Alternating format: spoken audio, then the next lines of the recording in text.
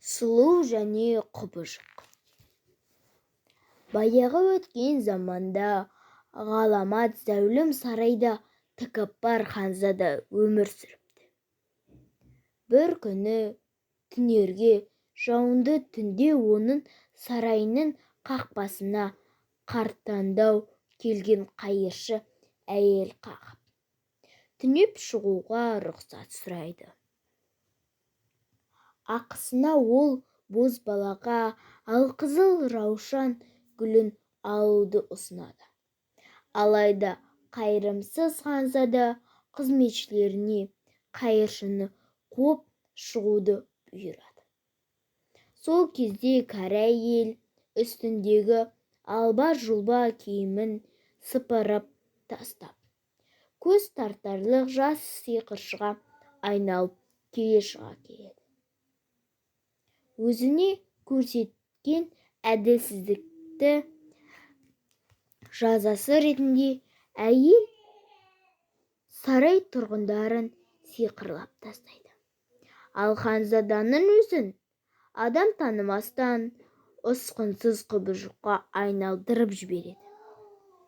Қайыршы соңғы сөзінде егер де ол мына шаруаның гүлін соңғы жапырағына түскенше шын жүректен сүю деген не екенін үйренсе және басқа бір адамның өзіне деген махаббатын оята алса ғана қайтадан адам кейпіне ене алатынын, ал егер мұны істей алмаса өмірінің соңына дейін құбыжық болып қалатынын айтып кетеді.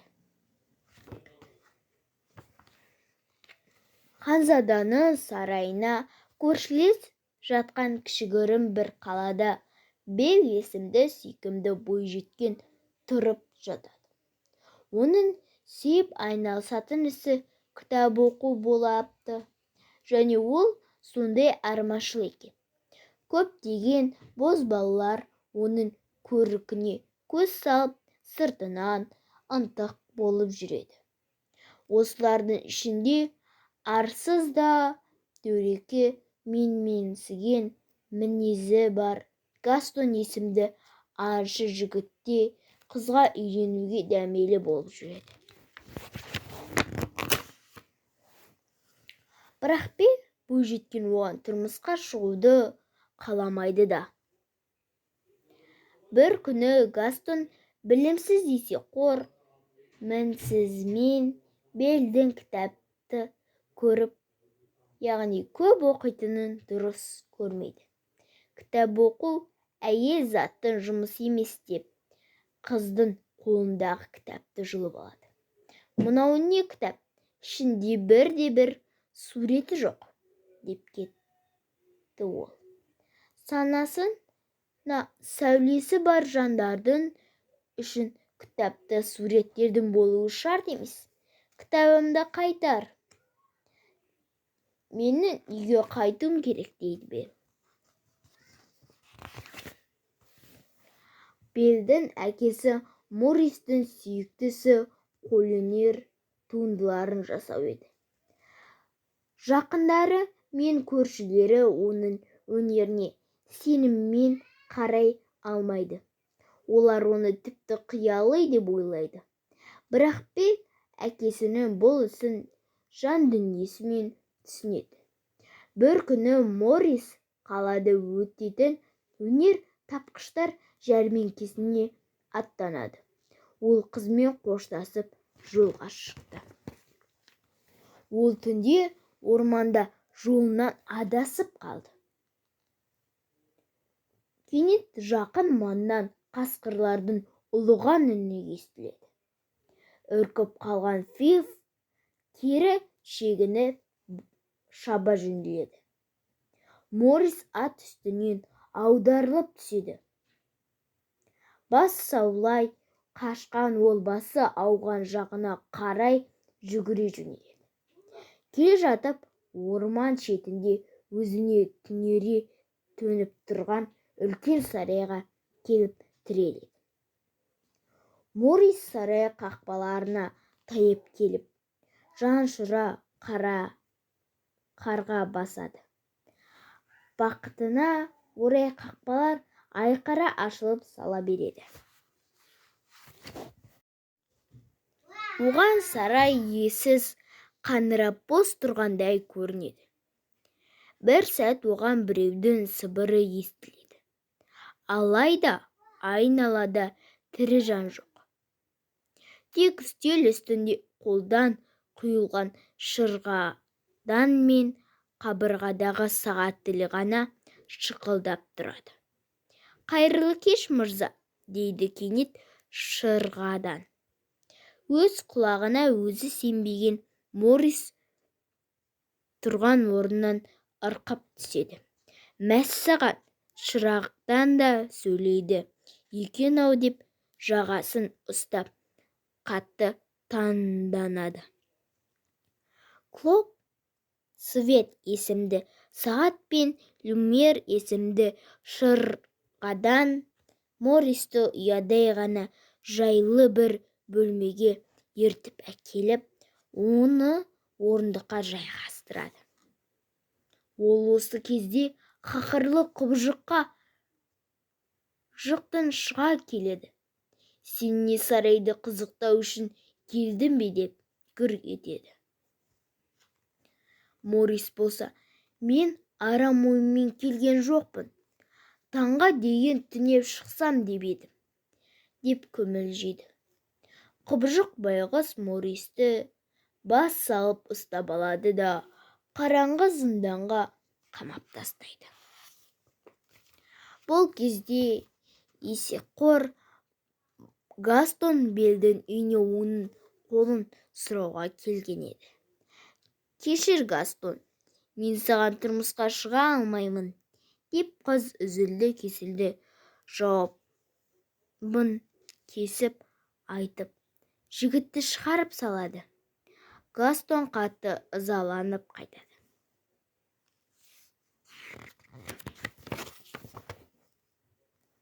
Гастон үйден ұзай бергенде Бел аулаға шықты.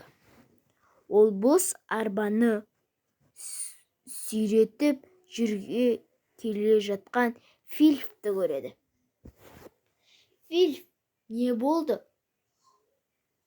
Әкем қайда? Қане мені оған алып бар», деп үрей ұшқан қыз атқа қарғап мінеді де шаба жөнеледі. Сәл уақыттан соң олар құбыжықтың сарайына да келіп жетеді. Қыз ескі қақты, оған жауап қатқан тірі жан болмады. Кенет қақпалар өз-өздігінен ашылып кетті. Бел құбыжықтың науқас әкесін босатуды, тіпті әкесінің орнына өзі қалатынын айтып жалынып сұрайды. «Тамаша, онда сен бұл жерде мәңгілікте қаламын деп уәде бер». «Мәңгі қалуға уәде беремін», дейді қыз тірілдеп. Сол сәтте құбыжық Мористі желкенінен сүйреп сарайдан шығарады да оны арбаға алып ұрады. Морис ауылға келген бетте қызын құбыжықтан құтқарып қалу үшін ауыл адамдарын көмекке сұрайды. Ол өте қорқынышты, қауіпті құбыжық деп жылады.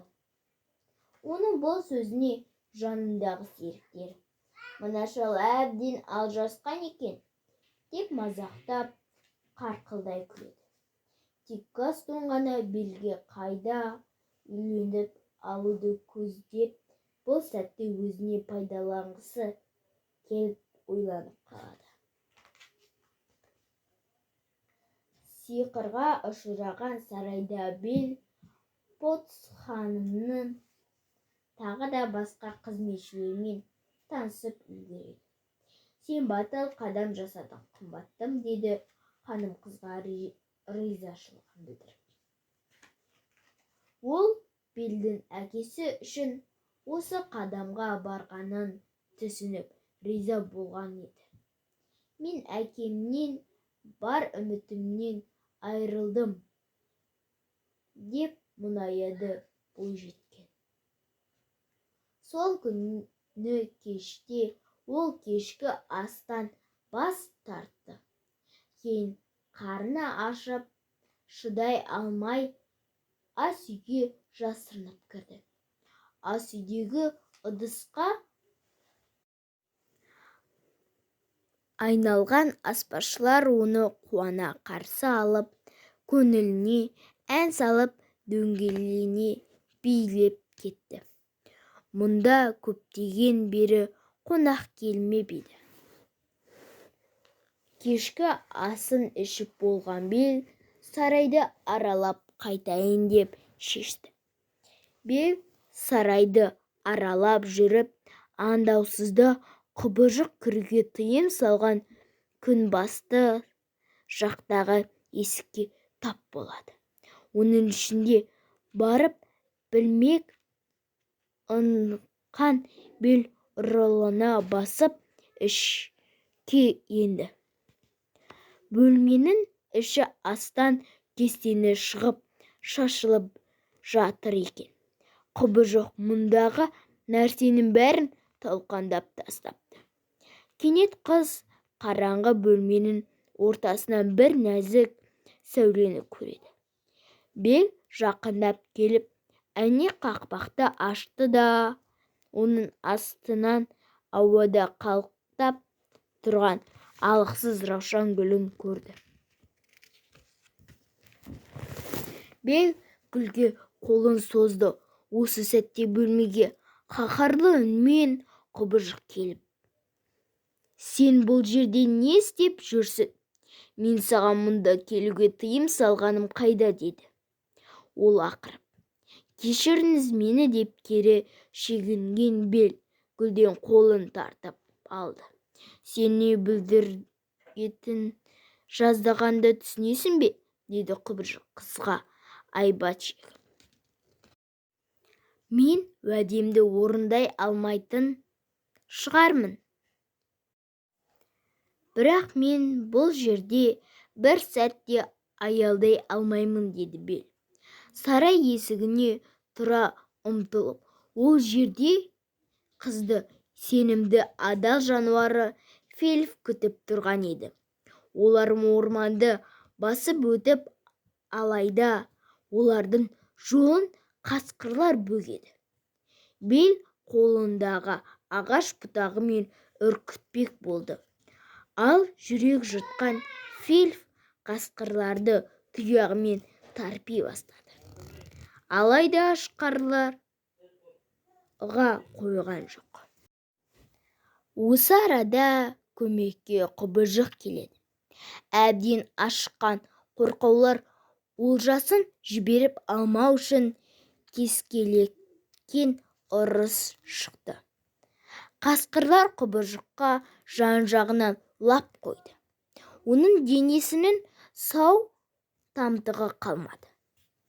Соған қарамастан мақұлық қорқаулармен шайқаса берді.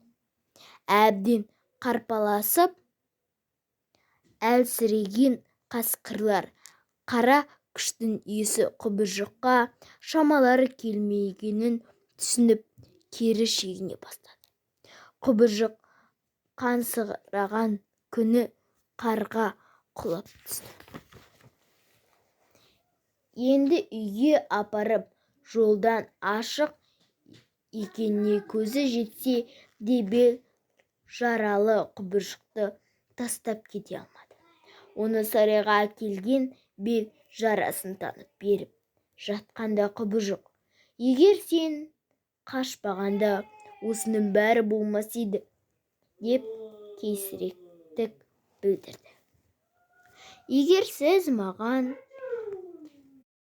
үрейіңізді алмағанда мен қашпас едім» деп жымия жауап берді Бел.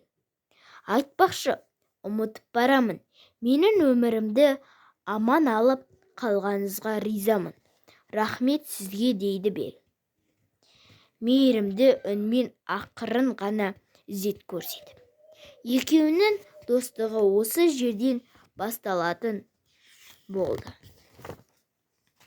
Ал аулада арам пиғылды. Гастон ақыл-есі ауысқан жандарды емдейтін емхананың басшысы Дарк мырзамен келісіп, жұртқа Моррис мырзаны жын ұрған деп жариялауды өтінді. Осылайша Моррис жындыханаға жабылып, ал қызы Бел амалсыз өзіме күйеуге шығады деп ойлайды. Бел сарайда күн өткен сайын құбыжықтың мінезін жұмсарып, көңілі жайланып, мейірімі оянып келе жатқанын байқайды. Екеуі күн ұзақ серуенде уақытты қызықты өткізеді. Бұл өзгеріс тіпті құстар да байқап, құбыжықтың иығына қорықпай қонып, оның алақанындағы дәнді именбей шоқып жеп жүрді. Бір күні құбыжық мейманның мерекелік кеші асқа шақырды. Бұл кеште Белдің құлпырып кеткені соншалықты, құбыжық одан бір сәт көздерін ала алмады.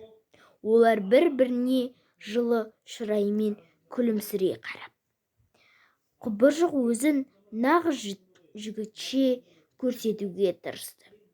Қызметшілер олардың тезірек бір-біріне сүйіспеншіліктерін білдіріп, сиқырдан сейілген сәтін асыға күтті.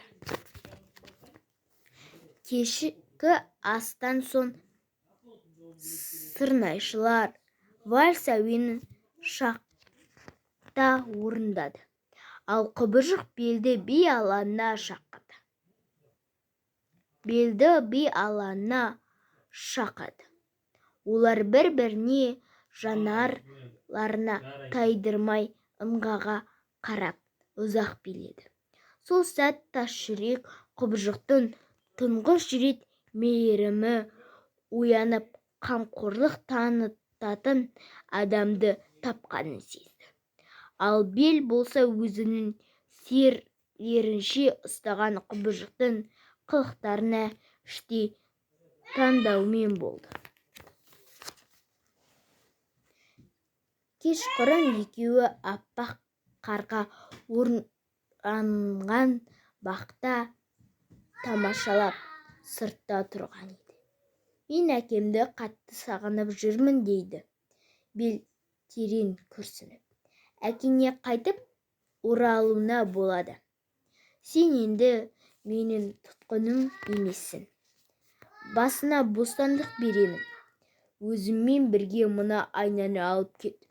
Ол мені есіне түсіріп жүре болады, дейді құбыжық. Баяу ғана. Қыз қуана-қуана туған үйіне оралады. Бірақ осы кезде әкесі Гастон бастаған топ дәрігер Дарк жындыханаға жабу үшін алып бара жатыр еді. Гастон қыздың қасына жетіп келіп, егер маған тұрмысқа шығуға келісім берсең, әкеңді құтқарамын деп құлағына сыбырлайды. Ешқашанда саған тұрмысқа шықпаймын, дейді Бел, оны кеудесіне итеріп. Сұлу бойжеткен жұртқа әкесінің ешқандай да есі ауыспағанын түсіндірді. Оның дәлелі ретінде қолындағы сиқырлы айнаны алды да құбыжықты көрсетті. Дөрекі Гастон қыздың құбыжыққа деген көңілі байқап қалып, қызғаныштан іші өртенді. Мына ұсқынсыз құбыжық біздің жаралымыз бен балаларымызға қауіп төндіріп тұр. Оның көзін жоюымыз керек, деп айқайлайды. Бел мен Моррис жертөлеге қамап тастаған Гастон қарулы топ жинап құбыжықты өлтіруге сарайға келді. Сарай қақпасын тарсылдата соққан топтың шуын естіген Колокостов сағат қызметшілеріне: бізге шабуыл жасағалы жатыр, қожайынды шақырыңдар деп айқайлайды. Олардың қорқып шегетін біз емес, қане ұрысқа дайындалыңдар деп бұйырады Люмьер.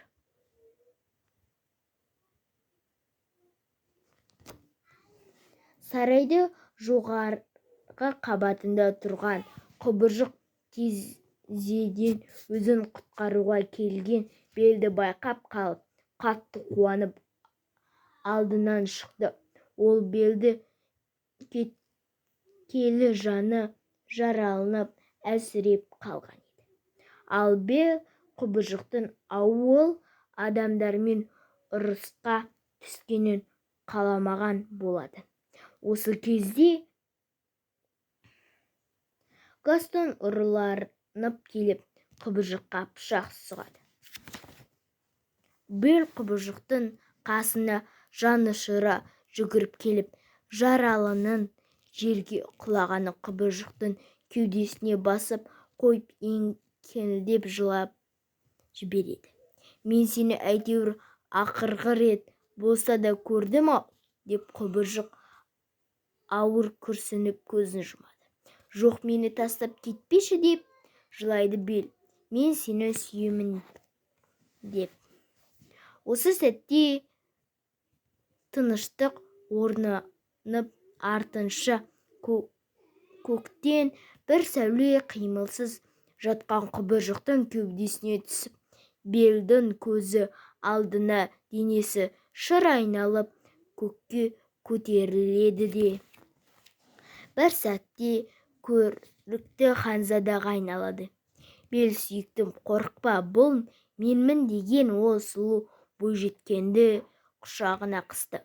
Қыз оның зеңгір көктей тұңғиыққа көздерін үңіліп: қандай ғажап, бұл шынымен де сенбісің, деп таңданып сыбырлап.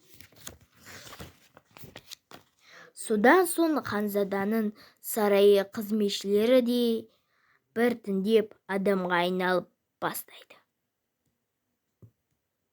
Бәрі шаттық кернене көңілмен ханзада мен бойжеткеннің бейне қызыға қарап қалады. Анашым, олар енді мәңгілік бақытты ғұмыр кеше ме, деп сұрайды Потс ханымның баласы Чип. Әрине, балам, деген күлімсірей жауап береді анасы. Иә, олар шынымен де бақытты ғұмыр кешті.